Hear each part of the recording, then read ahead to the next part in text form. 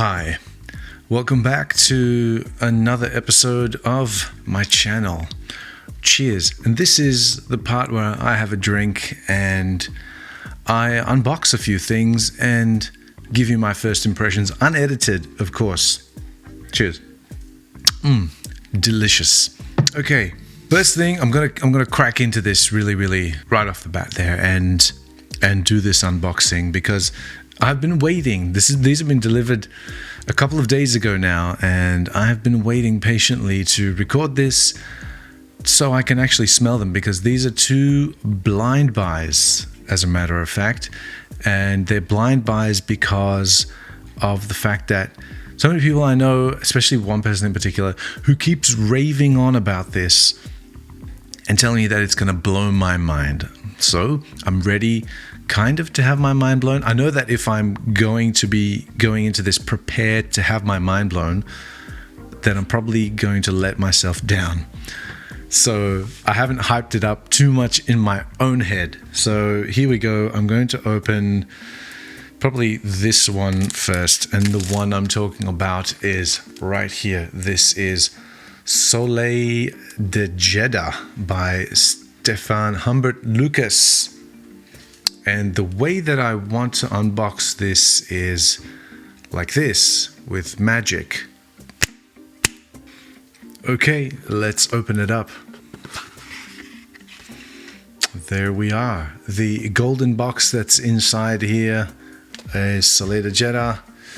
And let's get it out. Oh, it's really snug in there. All right. And before I get my grubby fingerprints all over this enormously golden and reflective bottle, it's probably going to give some people some trouble. I want to... Ooh, that came off pretty... Okay, it's not like my other ones where they clip into place. This is interesting. It's odd when you can actually smell it already. That is a bit odd, isn't it? You can't see inside it to see how much there is of it. So let's give it a spray on skin. Okay, it's never been sprayed. Woo! What is that? Is that a fruit note? That's something else, isn't it? It's a bit different. Wow. Okay. Not bad. Not bad for the first impression. Ooh. What am I getting from here? It's almost fruity. Oh, what is that? What is that? That's got to be like... Oh, I know what this is. There's a... Oh my God, that's nice. That wasn't what I was expecting. It's...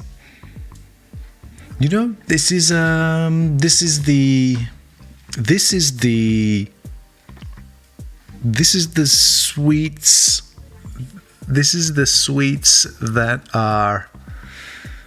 This is Indian sweets that are made with powdered milk and syrup, and they've got this feel. And I know that there's no powdered milk, and I know that there's no syrup involved in this fragrance. It is... What is that? It's got to be the osmanthus. That's the only... That's got to be the osmanthus. Oh, that's fantastic. Oh, I hate saying it, but you were right, buddy. You were right, Mac. Oh my God, that's good. The osmanthus with the chamomile is really lovely at the top of this. It's phenomenal, actually. I need a drink.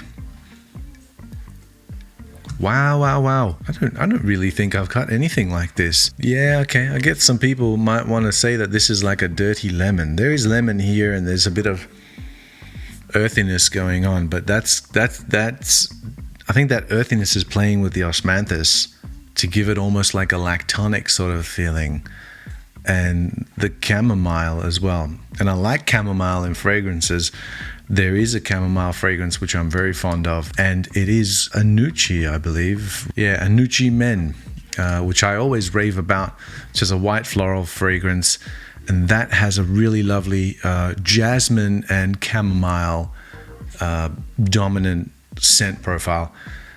This is osmanthus and chamomile, and there's lemon here too, and that's really giving it that powdered milk sort of feeling that I get from the sweetened powdered milk. You know, from like, I forgot the name of the sweets, but you know, sometimes they're like white and they sort of come in squares, and yeah, I've had them heaps, and it's sort of common sort of flavor profile amongst the Indian sweets, not the Arab sweets, because the Arab sweets mainly, they don't use powdered milk, they use real milk, and so this is really a powdered. It's got that, and that's got to be the osmanthus, which is still here. Damn, that's wow. Okay, I get it. Fantastic. I like the bottles as well. This is the second.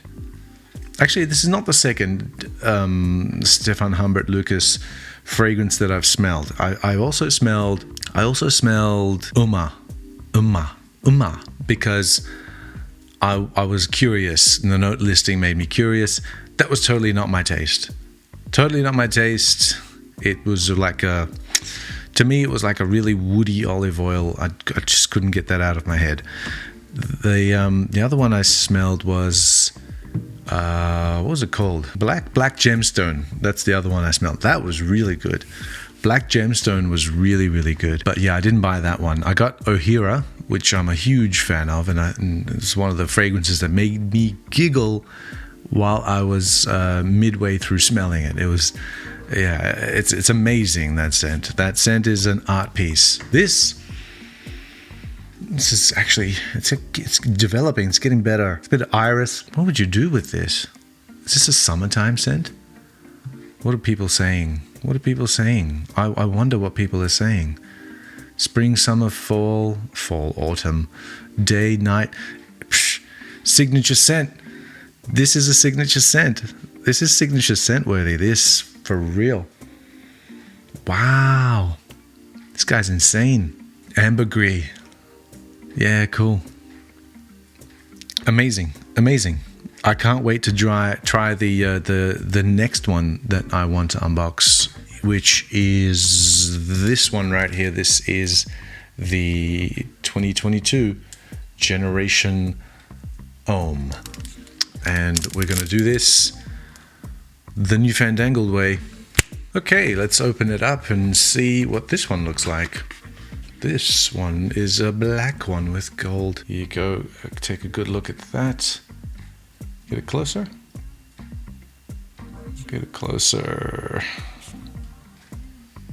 All right, so let's take him out.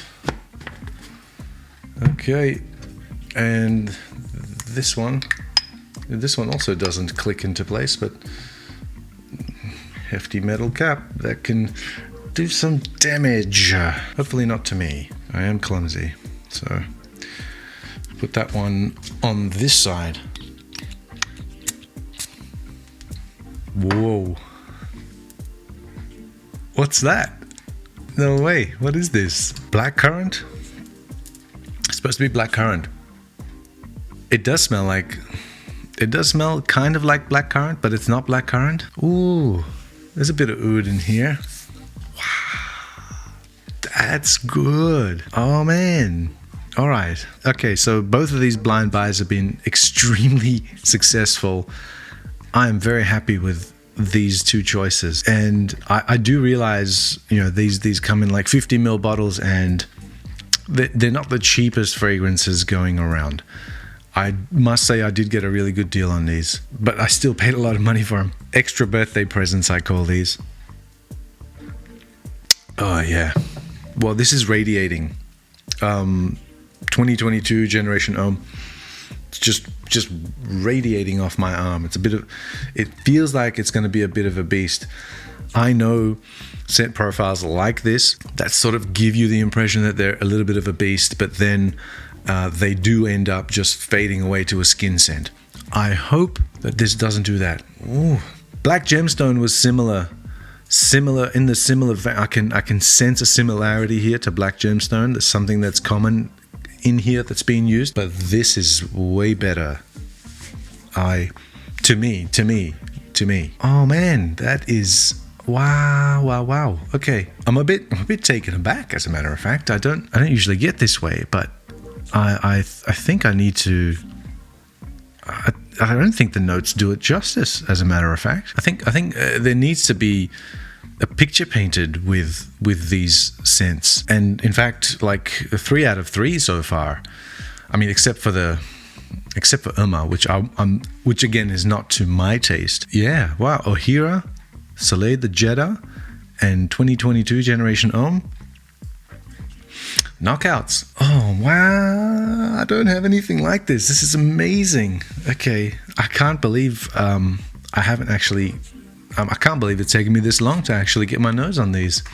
I always thought the bottles were interesting, and I always thought, the story behind the perfumer, Stephane Humbert Lucas, also, who I think has, I don't know for sure, but it's reported that he has synesthesia, which is that he can see. In this case, I guess he can smell what he can see. So he'll see a scene and he will smell that.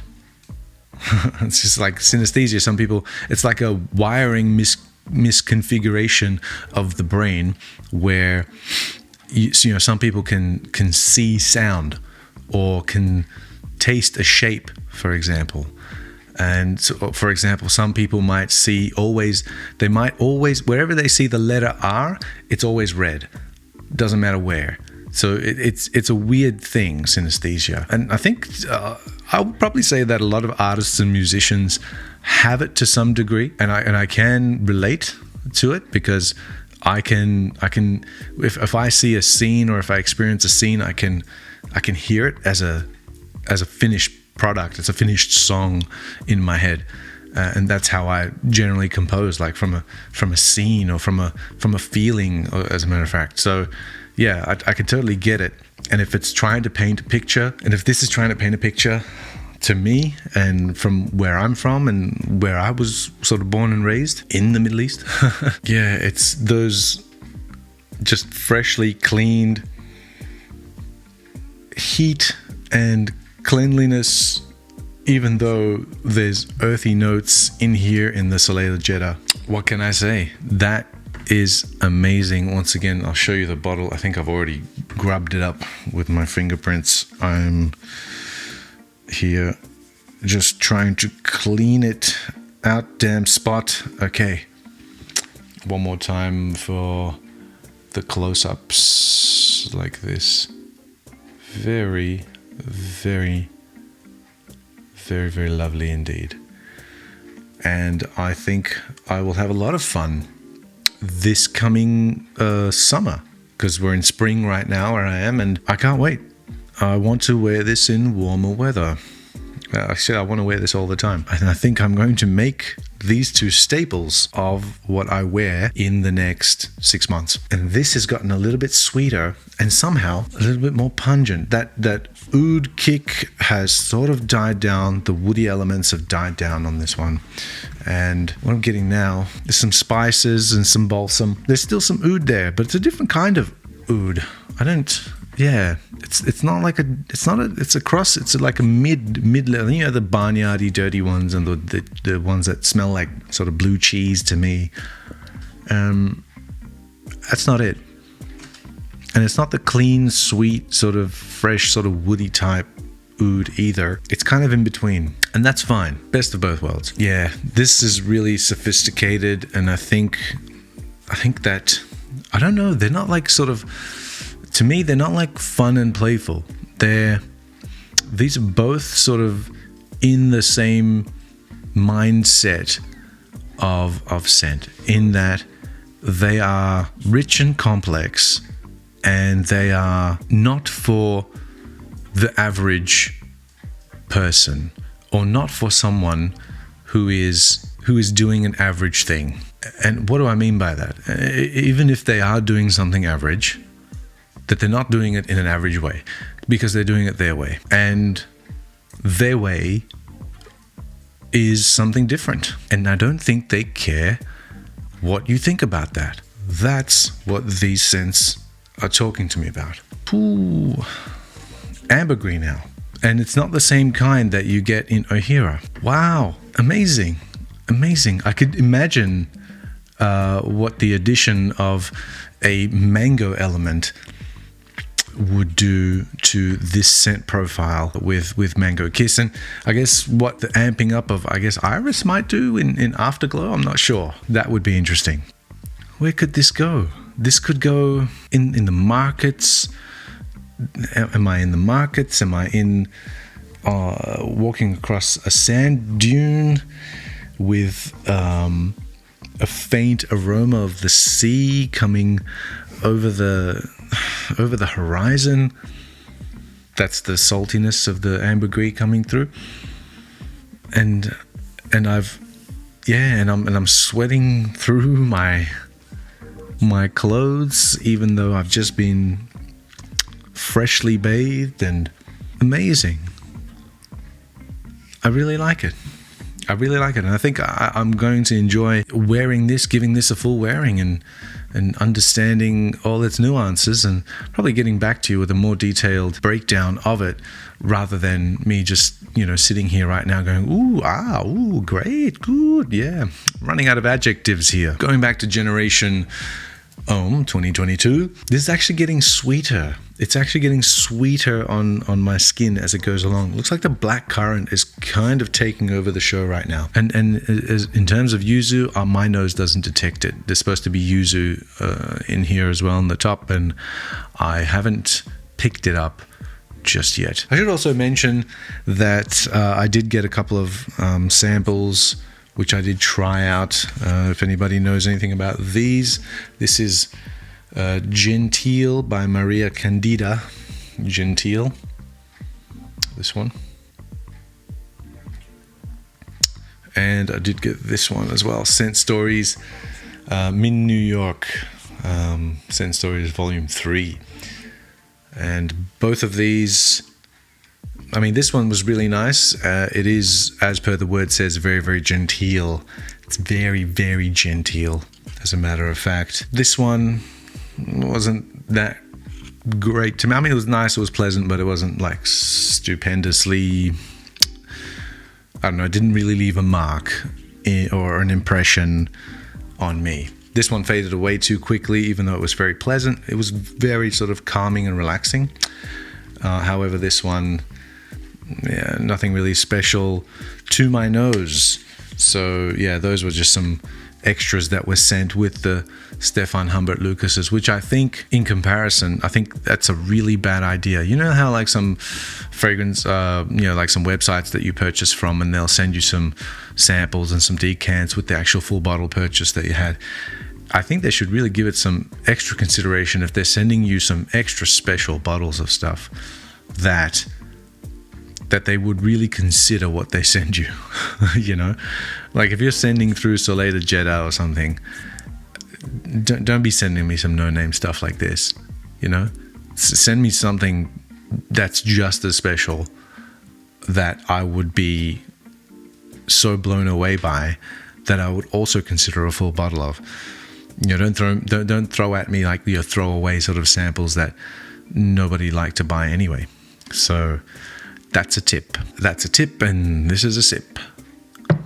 Just as that drink is a very traditional sort of drink in the Middle East, and I grew up drinking it. This smell, Soleil De Jeddah, is also something that I have smelled before. It's giving me a scene in my head, and it's familiar. It's familiar. Yes, it's familiar. I've smelled this. Changing it to Generation Hom 2022. I think I'm picking up a little bit of yuzu in there right now, which is a bit weird because it wasn't there at the beginning. I was more oudi at the beginning and blackcurrant, and then it went sweet with blackcurrant taking over a bit. And I'm hoping that I do get more oud coming through later in the dry down, or it could just be that I've just opened up the bottle. And of course, with all of these crazy complicated high quality scents, you do definitely, maceration is a thing, and I don't care how cliche it is, mentioning that. It's the truth of the matter. Fragrances do develop, they do age. Actual oud oil, is one of the fragrant oils that continues to develop in scent profile even after it's been converted to an oil. The scent naturally is going to, any scent or any fragrance that has actual oud oil in it is going to develop. It's going to change over time. And that's what I'm going to give it. I'm going to give these a few full wearings, and as I do with all of the fragrances that I buy, I do give them the initial first impression. I do give them a few full wearings in the first weeks of opening them up. And then I usually store them away for a little bit after I've let some air into the bottles. And then I'll come back to them, maybe a few months later. Sometimes, depending on the type of fragrance it is and the season of the year it is that I picked it up, I might have to wait a good 6 months or so, like I did with the Dior Homme parfum that I had, and come back to them many, many months later, half a year later, when the time is right, and wear them again. And by that time, I would have expected them to have completely opened up and, ready to sort of allow me to smell all of the facets and all of the different sort of elements of the fragrance itself once it's opened up. That's what I'll do. So that's been an unboxing and first impression of these two scents, these two right here, and these two fragrances. Yeah, fantastic. Happy birthday to me once again. It's going to be my birthday for the rest of the year, and I'm glad that I've got these now to wear throughout the next few months as the weather heats up. And I'm going to enjoy wearing some Stephane Humbert Lucas creations finally. So as always, thanks for watching.